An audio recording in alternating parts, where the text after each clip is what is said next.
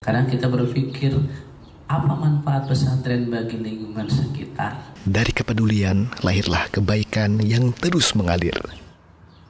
Yuk, wujudkan kepedulianmu bersama Muslim Peduli. Di setiap tempat ada pelajaran.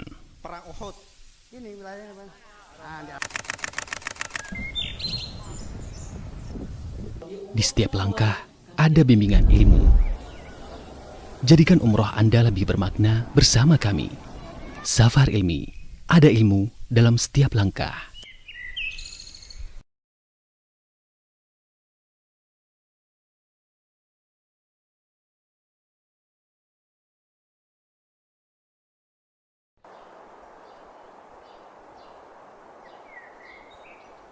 Dalam hadis Al-Barra bin Azib tentang perjalanan orang setelah kematian, di alam kubur dia ditanya tentang Allah, tentang Nabi, tentang Islam, dan juga tentang ilmu. Wa ma ilmuka, apa ilmumu? Kalau orang yang beriman, dia akan menjawab, qara'tu kitab Allah wa amantu bihi wa saddaqtuhu. Aku membaca Al-Quran, aku mengimaninya, aku membenarkannya. Seorang mukmin yang selamat di alam kubur, dia mampu menjawab pertanyaan tersebut dengan mengatakan, ilmu aku adalah Al-Quran, aku membacanya, aku mengimaninya, aku membenarkannya. Lalu bagaimana dengan orang yang tidak berusaha untuk memahami Al-Quran? Artinya dia tidak akan mampu untuk menjawab pertanyaan tersebut.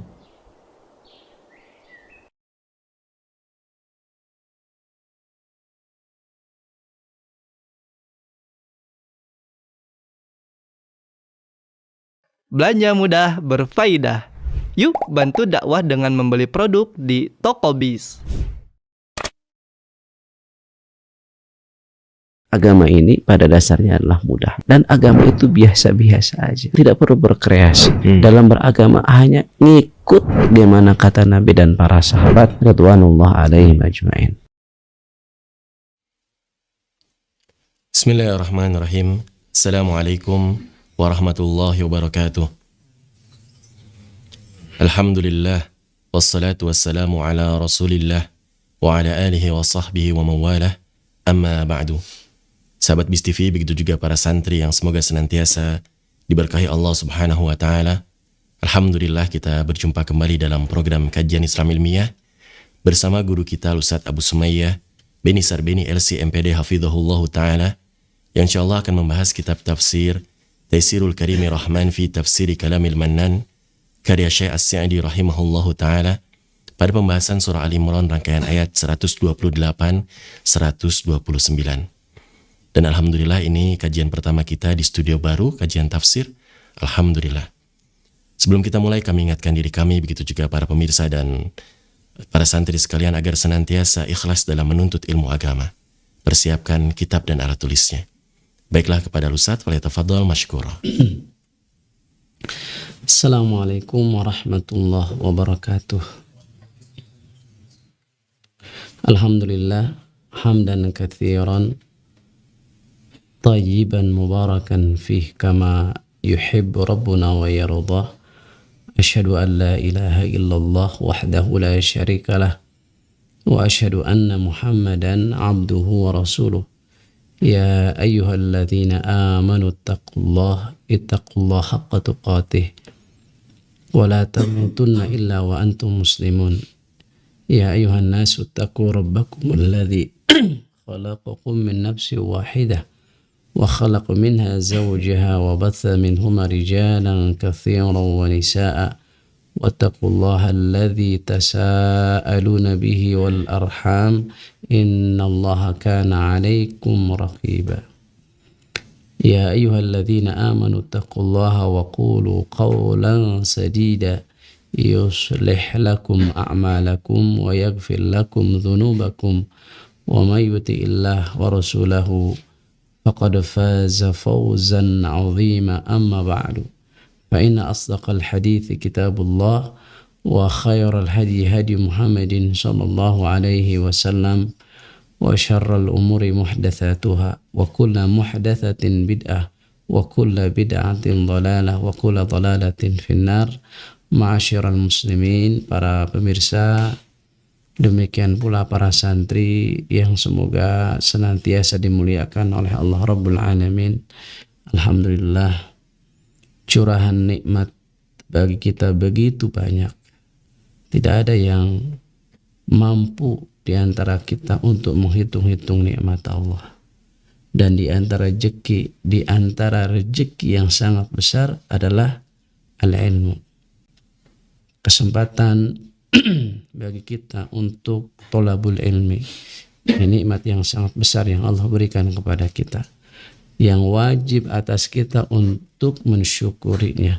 La in syakartum la azidannakum wa la in kafartum inna adzabi lasyadid. Seandainya kalian bersyukur, la azidannakum, akan kutambah nikmat tersebut. Wa la in kafartum, dan seandainya kalian kufur, inna adzabi lasyadid, sesungguhnya azabku adalah sangat pedih.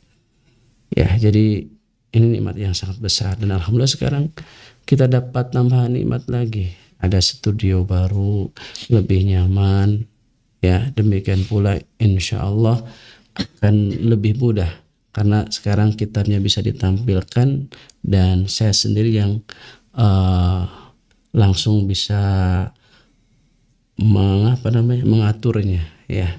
Jadi insya Allah bahkan ada whiteboardnya juga.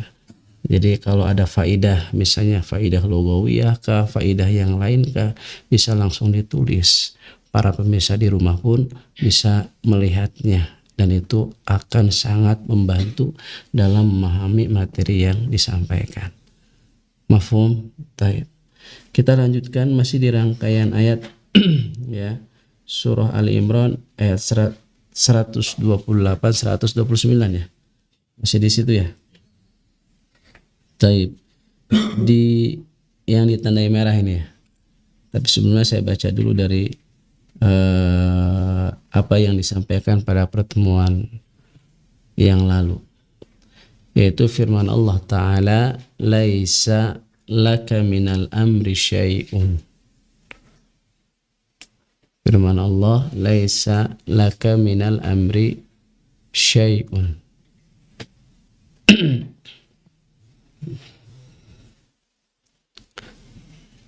Laisa laka minal amri syai'un.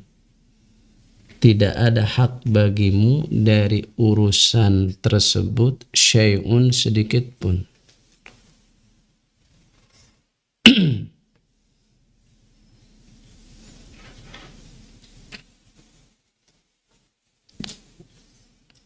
Laisa laka minal amri syai'un, ya. Di sini dulu nih. Laisa, tidak ada, laka bagimu Muhammad, minal amri, dari urusan tersebut, syai'un, sedikit pun. Yaitu ketika Nabi mendoakan jelek bagi orang-orang kafir, ya, dengan mengatakan Allahumma al'an fulan wa fulan wa fulan, yaitu siapa? Abu Sufyan, kemudian Sofwan ibnu Umayyah, Suhail bin Amr, dan Harith ibnu Hisham. Jadi ketika perang Uhud kan, Nabi sampai terluka kan, giginya patah, kemudian kepalanya terluka, ya, kepala Nabi SAW. Kemudian Nabi berdoa berdoa di dalam kunut subuh, maksudnya kunut di waktu subuh. Nabi berdoa dengan mengatakan Allahumma al'an, ya, di antaranya Abu Sufyan, Sofwan bin Umayyah, Suhail bin Amr, Al-Harith ibn Hisham. Setelah kejadian itu turunlah firman Allah, laisa laka minal amri syai'. Laisa, tidak ada, laka bagimu, minal amri, dari urusan itu, syai'un, sedikit pun. Hak Allah, apakah Allah menjadikan dia tobat, ataukah Allah mengadab mereka, kan gitu, ya. Wa innama 'alaikal balag wa irsyadul khalqi wal hirsu ala masalihihim. Kewajibanmu hanya al-balag, menyampaikan risalah, wa irsyadul khalqi dan membimbing makhluk, wal hirsu ala masalihihim, dan bersemangat untuk kemaslahatan mereka. Wa innamal amru lillahi ta'ala, adapun segala urusan apakah Allah menjadikan mereka tobat atau tidak, ya, adalah lillahi ta'ala, itu hak Allah. Huwallazi yudabbirul umura, dialah Allah yang mengatur segala urusan. Wa yahdi man yasha, Allah yang memberikan hidayah kepada siapa saja yang Allah kehendaki. Wa yudhillu man yasha, Allah yang menyesatkan siapa saja yang Allah kehendaki. Fala tad'u alaihim, enggak boleh kamu mendoakan jelek alaihim, atas mereka. Bal amruhum rajiun ila rabbihim, akan tapi urusan mereka adalah kembali kepada Allah. In iqtadat hikmatuhu wa rahmatuhu, jika hikmah dan rahmatnya Allah, ya, menuntut an yatuba alaihim, bahwasanya Allah menjadikan mereka tobat, wa yamunna alaihim bil Islam, dan memberikan karunia dalam bentuk keislaman atas mereka. Itu hak Allah, ya. Jadi in iqtadat hikmatuhu wa rahmatuhu an yatuba alaihim wa yamunna alaihim bil Islam, fa'ala, maka Allah akan melakukannya. Wa in iqtadat hikmatuhu ibqa'ahum ala kufrihim wa adami hidayatihim, adapun ketika hikmah Allah, kebijaksanaan Allah adalah tetapnya mereka di atas kekufuran dengan tidak mendapatkan hidayah, fa innahum humul ladzina dzalamu, maka sesungguhnya mereka sendiri yang telah melakukan kezaliman, anfusahum, atas diri mereka. Wa darruha wa tasabbabu bidzalika fa'al, dan mereka yang mencelakakan diri mereka sendiri dan menjadi sebab, maka Allah akan melakukannya. Ya, terserah Allah, ya. Taib. Wa qad taballahu ala haula'il muayyinina wa ghairihim, dan Allah telah menjadikan mereka tobat, ya, bahkan menerima tobat mereka yang mana nama-nama mereka disebutkan, yaitu Abu Sufyan, Sofwan, dan seterusnya, wa ghairihim, dan yang lain. Fahadahum lil Islam, lalu Allah memberikan hidayah bagi mereka untuk masuk Islam, radhiyallahu anhum, semoga Allah meridhai mereka.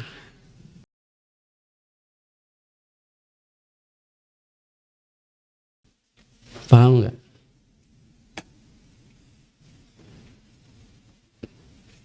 Jawaban yang pertama jawabannya karena kita tidak tahu apa pilihan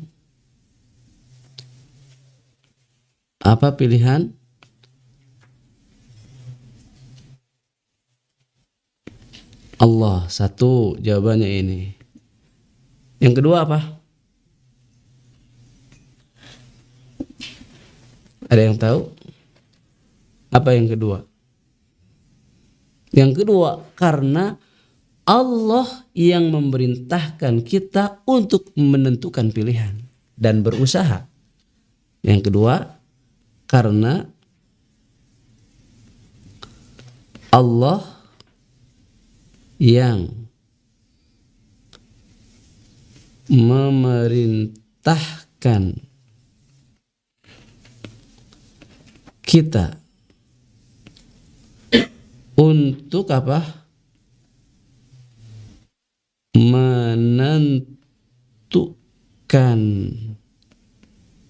pilihan dan berusaha.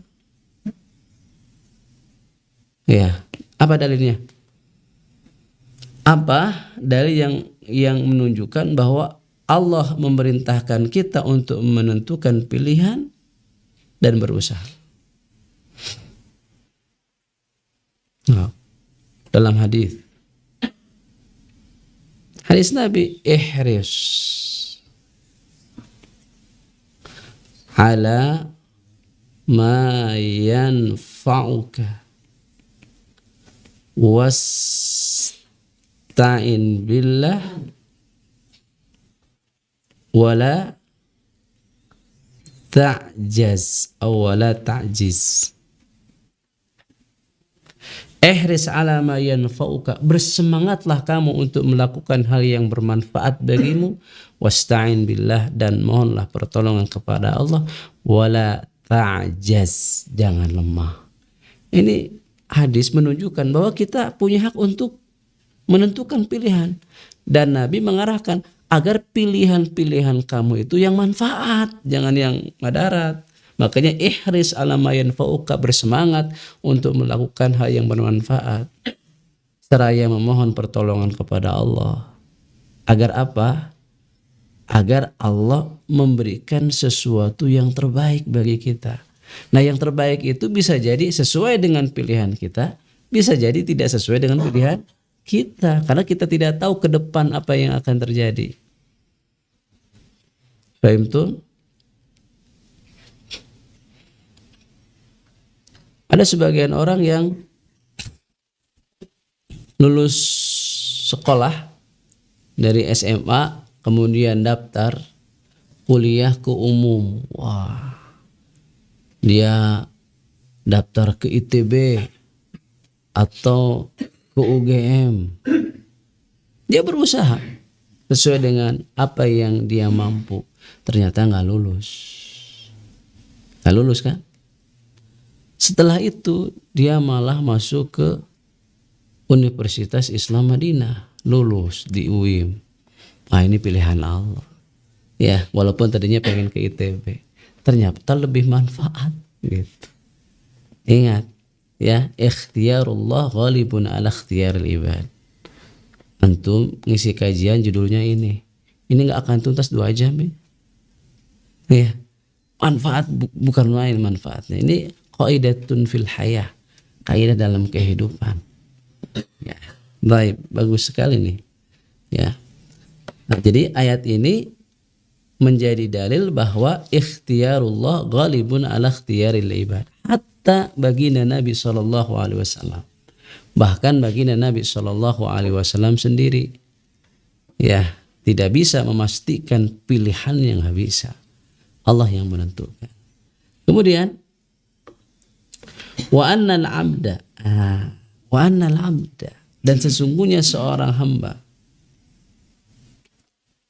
wa inirtafa'at darajatuhu, walaupun irtafa'at, tinggi, apanya yang tinggi? Darajatuhu, kedudukannya.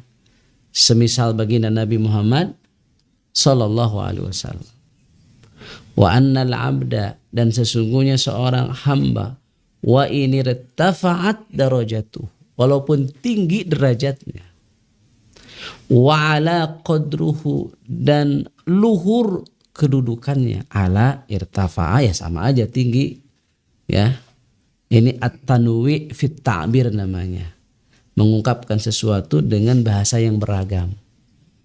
At-tanwi fit ta'bir kan ada dalam bahasa Indonesia juga kan ya, dalam setiap bahasa ada at-tanwi fit ta'bir. Antum kalau belajar belajar balaghah, belajar nggak balaghah? Belum belajar balaghah, itu ada yang disebut dengan ilmu ma'ani. Ilmu ma'ani itu ilmu yang terkait dengan makna, ya, ketinggian bahasa. Antum akan belajar apa yang disebut dengan al-musawah, apa yang disebut dengan al-ijaz, apa yang disebut dengan al-itnab. Al-musawah itu mengungkapkan makna ke dalam bahasa sesuai dengan porsinya, sesuai dengan maknanya, sesuai dengan porsinya, apa adanya. Itu namanya al-musawah. Kalau al-ijaz mengungkapkan makna yang begitu banyak, ya, diringkas. Al-ijaz nama. Kebalikan ijaz itu al-itnab. Apa? Al-itnab. Kalau al-itnab itu mengungkapkan bahasa, ya, mengungkapkan bahasa yang sedikit diperpanjang. Ya, biasanya bahasa seperti itu dari orang yang di bawah kepada orang yang di hadapan orang yang dia kagumi. Ya, saking shocknya gitu ya. Jadi jawabannya panjang gitu. Kayak kisah Nabi Musa. Apa yang ada di tanganmu wahai Musa? Hiya asaya atawakkau 'alaiha. Terus panjang. Padahal jawabannya apa? Tongkat gitu aja. Dia diperpanjang. Ini adalah tongkat. Aku begini dan seterusnya. Itu namanya al-itnab. Ya, Masya Allah bahasa Arab itu. Ya. Nah di sini juga at-tanwi fit ta'bir. Wa ini irtafa'at darajatuhu wa 'ala qadruhu. Seorang hamba walaupun derajatnya tinggi, luhur kedudukannya, qad yakhtaru syai'an, kadang memilih sesuatu, wa takunul khairatu wal maslahatu fi ghairihi. Tapi yang lebih baik dan maslahat ternyata ada pada yang lain. Maksudnya ada pada yang bukan pilihannya, gitu. Wa anal abd. Ini menunjukkan bahwa seorang hamba setinggi-tingginya derajat, dia tidak akan mencapai ilmunya Allah. Ya kan? Nah, seorang hamba walaupun tinggi derajatnya, luhur kedudukannya, kadang memilih sesuatu padahal yang lebih baik dan maslahat ada pada yang lainnya, gitu. Dalam ayat ini hamba di sini siapa? Baginda Nabi Muhammad Shallallahu Alaihi Wasallam. Nabi memilih untuk melaknat, ya kan? Memilih untuk melaknat Abu Sufyan, Sofwan dan seterusnya. Padahal yang baik dan maslahat adalah apa? Mendoakan mereka agar masuk Islam. Dan kenyataannya Allah menjadikan mereka taubat dan mereka masuk Islam dan Allah meridhoi mereka.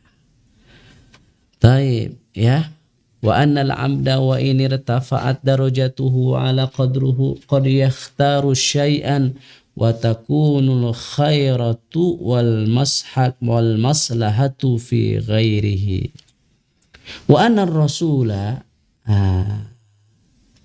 sampai sini ya. Wa anna rasula, dan sesungguhnya Rasul sallallahu alaihi wasallam, laisa tidak ada lahu bagi Rasul minal amri, dari urusan itu, ya, syai'un sedikit pun.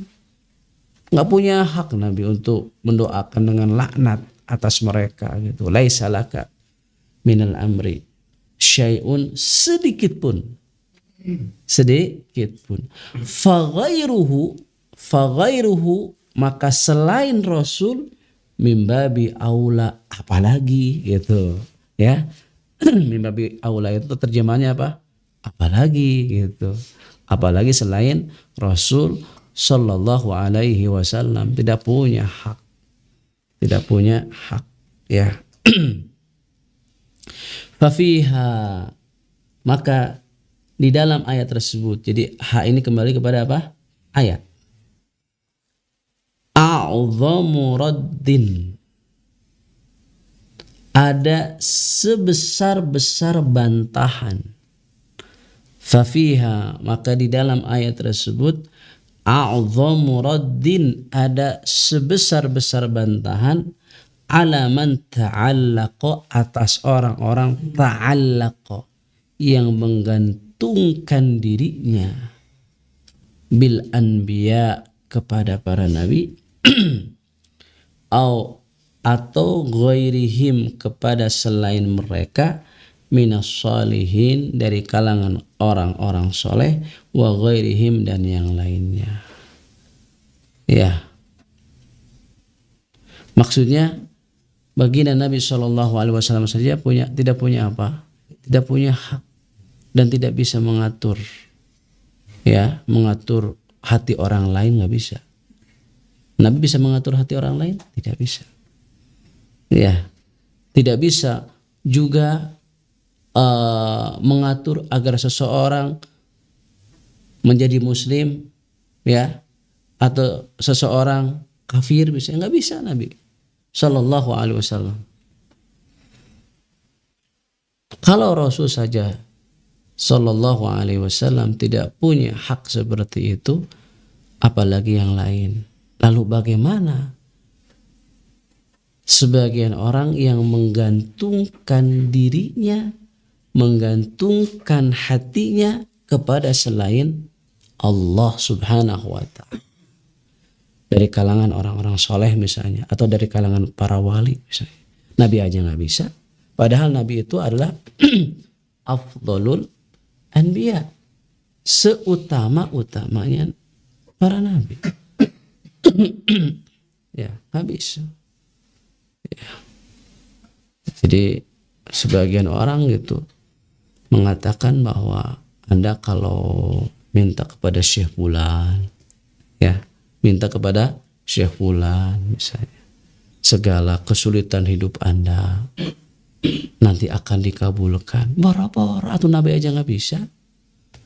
Nabi aja tidak bisa. Apalagi orang yang secara derajat jauh di bawah baginda Nabi Muhammad Sallallahu Alaihi Wasallam. Makanya di sini dikatakan afiha a'dhamu raddin, di dalamnya ada sebesar-besar bantahan ala man ta'allaqa bil anbiya aw ghairihim minas salihin wa ghairihim, atas orang yang menggantungkan dirinya kepada para nabi atau yang lainnya dari kalangan orang saleh.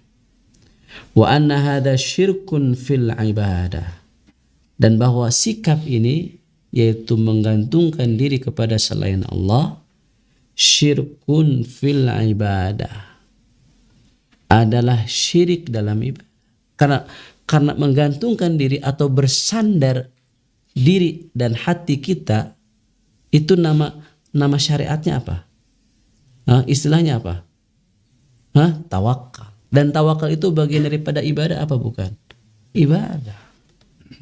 Makanya di sini dikatakan wa anna hadza syirkun fil ibadah. Ini syirik dalam ibadah. Artinya dia bertawakal, bersandar kepada selain Allah. Kemudian naqsun fil aqli. Naqsun fil aqli, kalau bahasa Sunda mah kurang saeunan. Gitu. Tahu kurang saeunan? Akalnya kurang, gila gitu. Naqsun fil aqli itu ada cacat fil aqli, dalam akal. Bagaimana Anda bisa bergantung kepada selain Allah? Ya.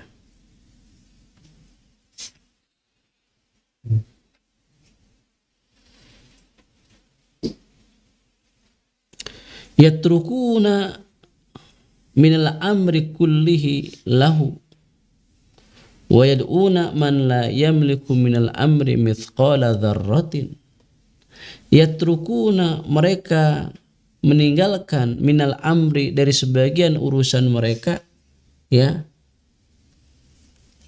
kullihi, yatrukuna, mereka meninggalkan, minal amri, dari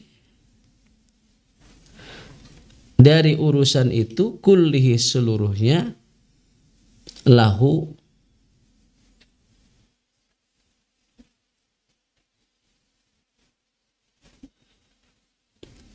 wa anna hadza syirkun fil ibadah, ya, naqsun fil aqli, yatrukuna minal amri kullihi. Yatrukuna minal amri kullihi lahu, mereka meninggalkan urusan yang seluruhnya milik Allah, gitu kan? Paham enggak? Mereka meninggalkan perkara yang seluruhnya milik Allah. Kemudian wa yad'una man la yamliku minal amri mithqala dzarratin. Kemudian dan mereka berdoa kepada makhluk yang tidak memiliki urusan tersebut walaupun sebesar dzarrah, gitu. Yatrukuna minal amri kullihi lahu, mereka meninggalkan urusan yang seluruhnya milik Allah. Ya, meninggalkan urusan yang seluruhnya milik Allah, gitu. Kemudian dia berdoa meminta kepada yang tidak memiliki, ya, dari urusan tersebut walaupun sebesar dzarrah. Padahal harusnya mereka mintanya kepada Allah, yang mana Allah memiliki segalanya. Bukan malah minta kepada apa? Yang tidak memiliki walaupun sebesar dzarrah. Kan ini naqsun fil aqli. Naqsun fil aqli. Ya. Inna hadza lahuwa dhalalul ba'id. Inna hadza sesungguhnya ini lahuwa sungguh hal tersebut ad-dhalalul ba'id, kesesatan yang sangat jauh dari kebenaran maksudnya. Ya. Inna hadza sesungguhnya ini lahuwa sungguh hal itu ad-dhalalul ba'id, kesesatan yang sangat jauh dari kebenaran. Kemudian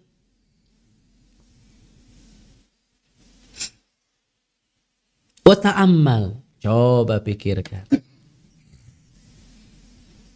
Wa ta'ammal, coba pikirkan. Kaif, bagaimana? Coba pikirkan bagaimana. Wa ta'ammal kaif, coba pikirkan bagaimana. Lamma dzakara ta'ala taubatahu alaihim. Lamma dzakara ta'ala, ketika Allah Ta'ala menyebutkan taubatahu alaihim, bahwa Allah menerima taubat mereka. Bahwa Allah menerima apa? Taubat mereka. Asnadal fi'la ilaihi, Allah menyandarkan perbuatan tersebut kepadanya. Maksudnya perbuatan apa? Menerima taubat.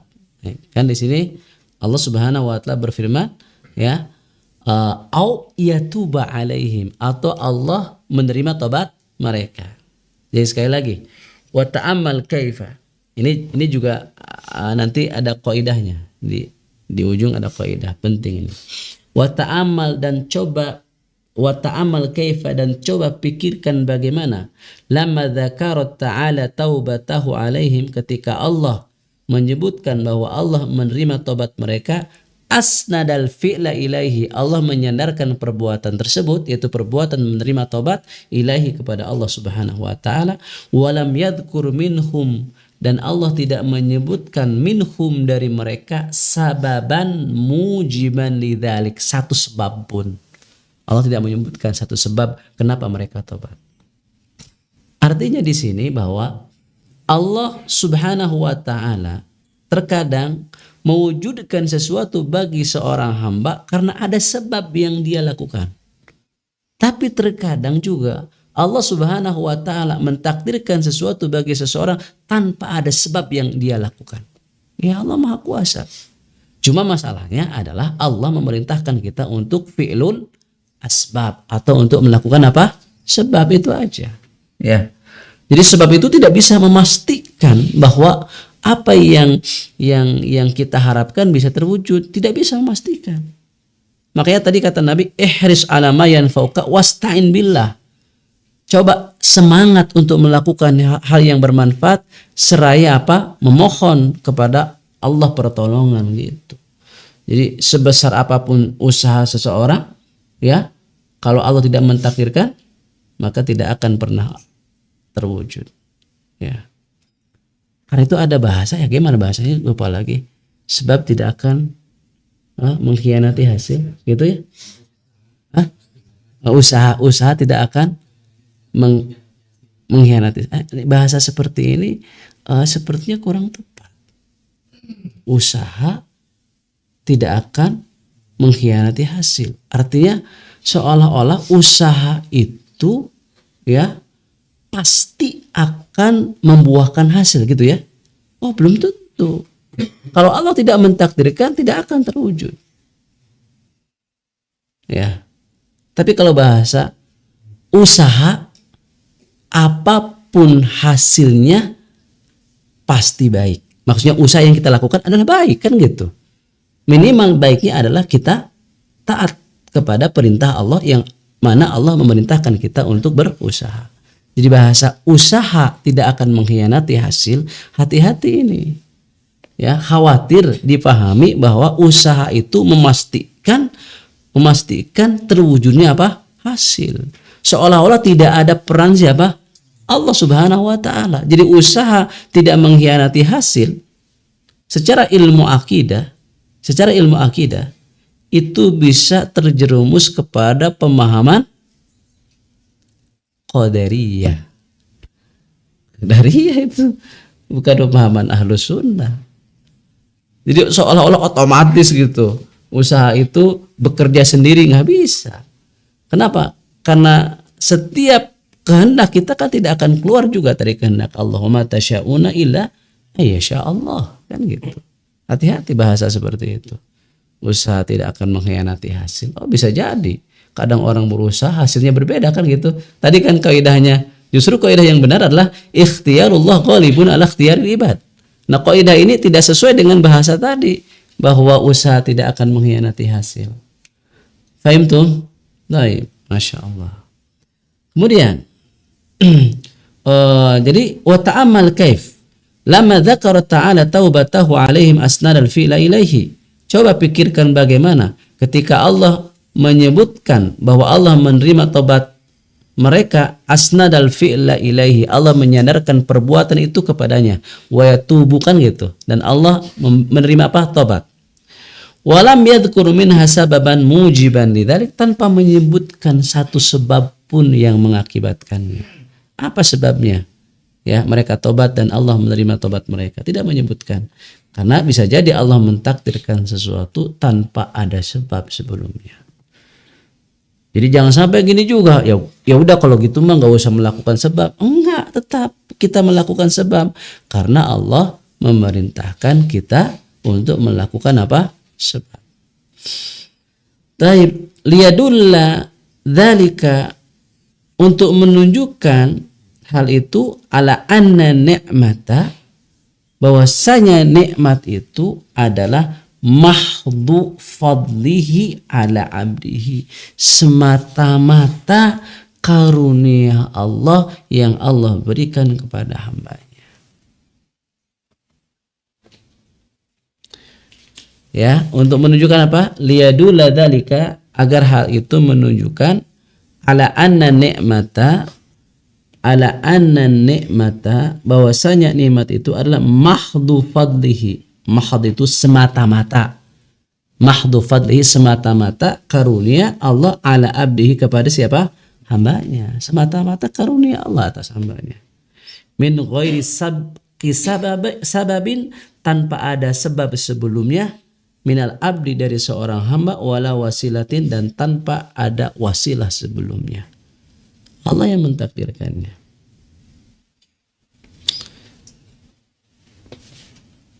Kemudian walamma dzakarul adzab dzakara ma'ahu dzulmahum,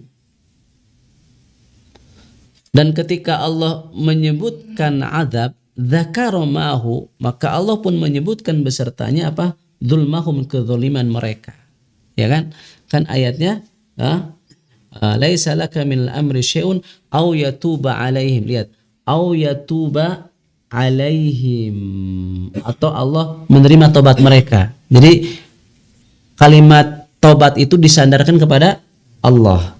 Nah, ketika menyiksa, au yu'adzibahum, atau Allah menyiksa mereka, fa innahum zalimun, karena mereka memang zalim gitu.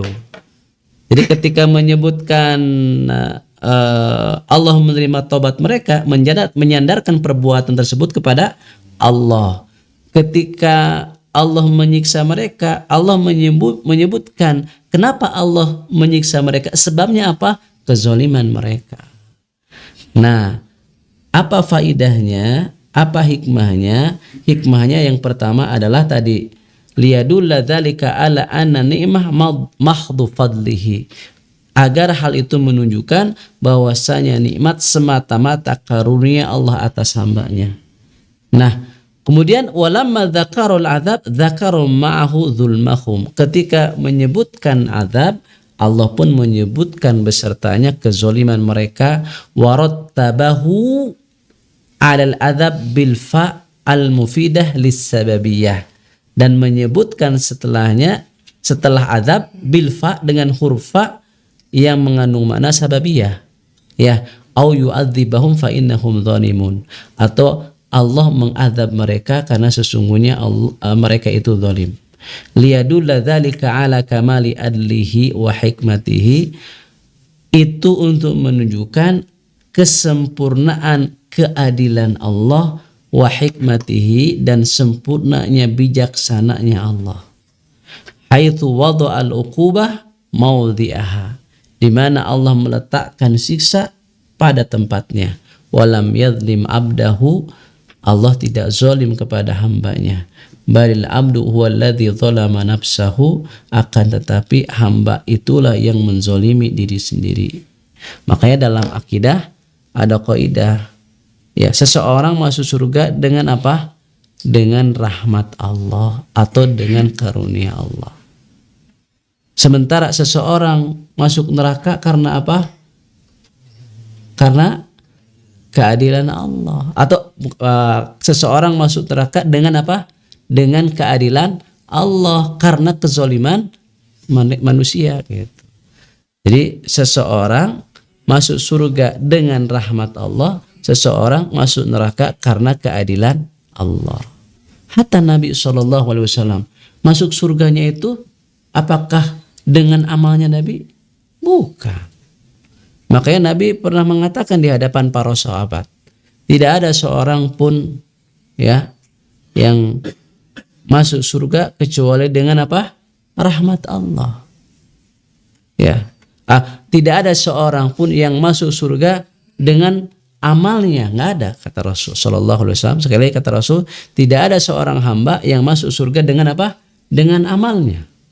Kemudian kata para sahabat, hatta engkau ya Rasulullah, kata Rasul, hatta aku sendiri masuk surga bukan dengan amalku, tapi Allah mencurahkan kepadaku apa? Rahmatnya. Jadi Rasul pun masuk surga dengan rahmat Allah Subhanahu wa taala. Ya. Jadi jangan begini. Aku mohon kepada Allah keadilannya. Berarti antum pengen masuk neraka itu. Ya. Aku mohon kepada Allah keadilannya. Ya, antum pengen masuk neraka berarti. Jadi bagaimana kita berdoa? Aku memohon kepada Allah rahmatnya. Gitu. Karena kalau pengen adil-adilan, ya, emangnya amal yang kita lakukan itu sebanding dengan surga yang akan diberikan kepada kita?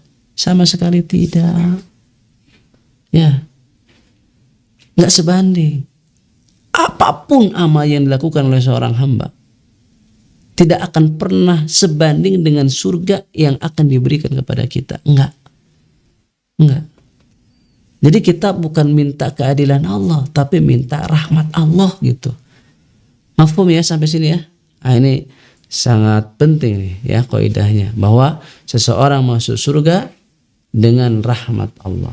Seseorang masuk neraka dengan keadilan Allah. Taib, sampai di sini ya. Kajian kita, insya Allah kita lanjutkan pada pertemuan berikutnya. Ya bisa, syukran Ustaz. Jazakumullah khairan wa barakallahu fikum atas ilmu yang disampaikan. Semoga menjadi tambahan ilmu yang bermanfaat bagi kita semua. Sahabat BIS TV, begitu juga para santri yang semoga senantiasa dirahmati Allah Subhanahu wa taala. Kita memasuki sesi soal jawab. Bagi para pemirsa dapat mengajukan pertanyaannya melalui telepon WhatsApp ke 0851 7997 4580 atau melalui kolom komentar, begitu juga melalui pesan WhatsApp ke nomor yang sama. Baik, untuk pertanyaan pertama kami beri kesempatan kepada para santri yang ada di studio. Kami persilakan. Silakan.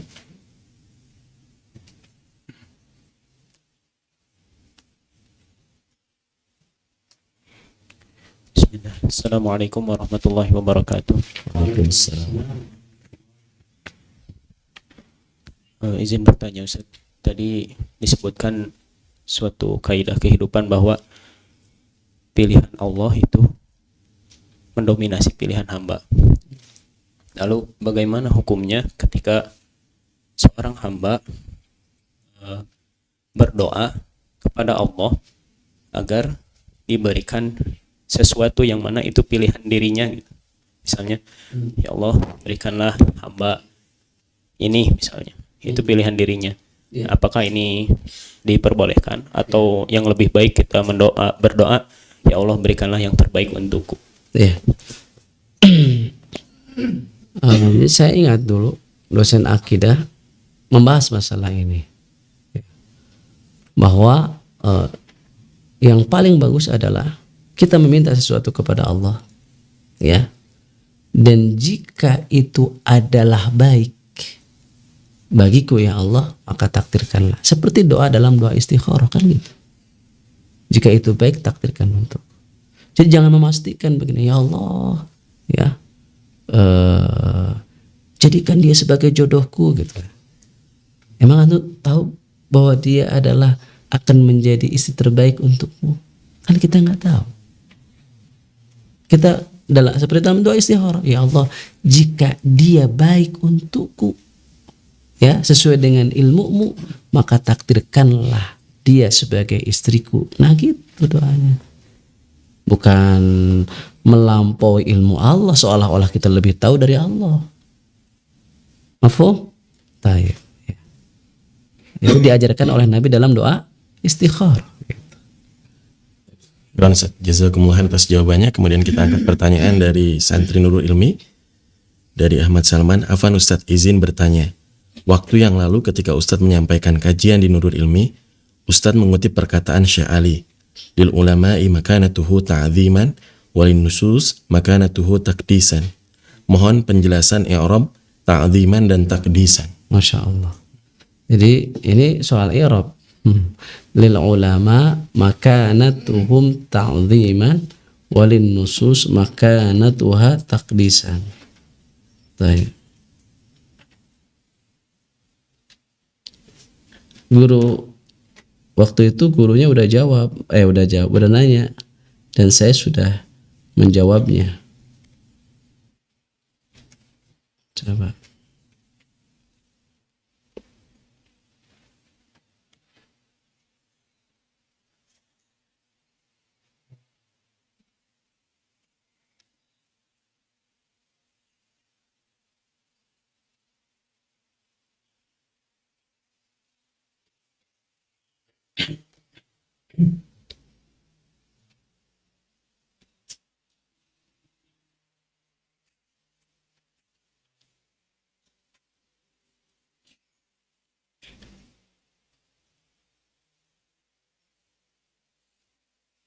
Bisa kelihatan?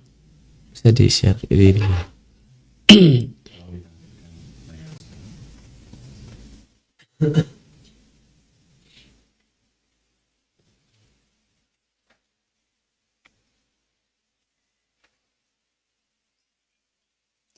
Lil ulama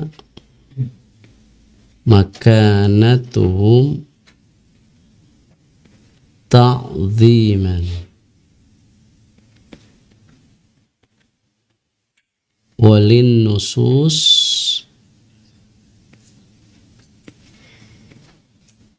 makanatuha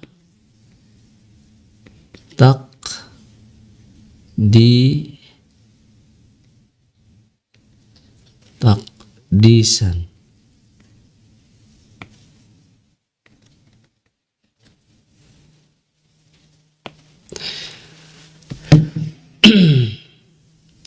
Lil ulama makanatuhum ta'ziman.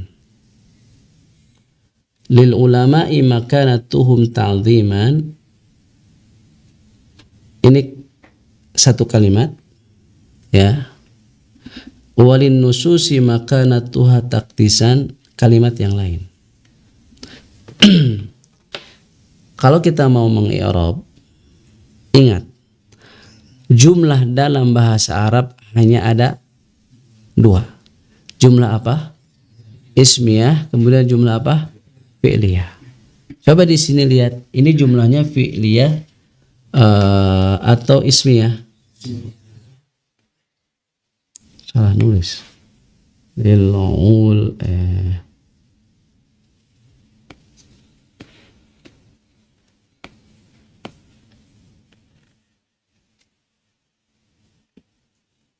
ya. Ini jumlahnya jumlah apa? Ismiyah. Lil ulama makanatuhum ta'ziman. Kalau jumlah ismiyah itu terdiri dari apa? Mubtada dan khabar. Lil ulama'i makanatuhum ta'ziman. Kemudian kalau mubtada itu ada di awal apa di akhir? Di awal. Mubtada ada di awal. Kalau khobar ada di akhir. Kemudian kalau misalnya di awal ada huruf jar, harus dicurigai itu teh bahwa itu bukan mubtada gitu ya, tapi khobar yang didahulukan. Makanya lil ulama ini adalah sebagai khobar ya, maka natuhum sebagai apa, mubtada, gitu aja. Kemudian ta'dziman apa ini mansub ini sebagai apa, diapakan, dinasobkan. Ini i'rabnya apa? Mansub seperti ini bisa dicari dalam mansubatil asma ya, isim-isim yang dinasobkan. Kalau dia maf'ul bih, tidak mungkin maf'ul bih, karena kalau maf'ul bih butuh apa,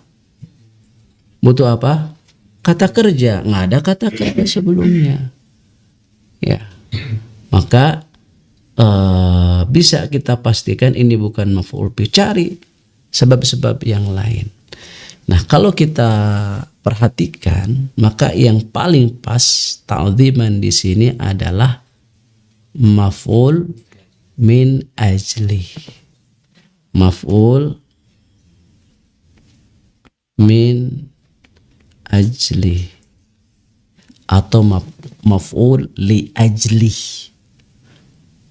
Lil ulama makanatuhum, para ulama itu punya makanah, punya kedudukan untuk diapakan, untuk di ta'zim gitu.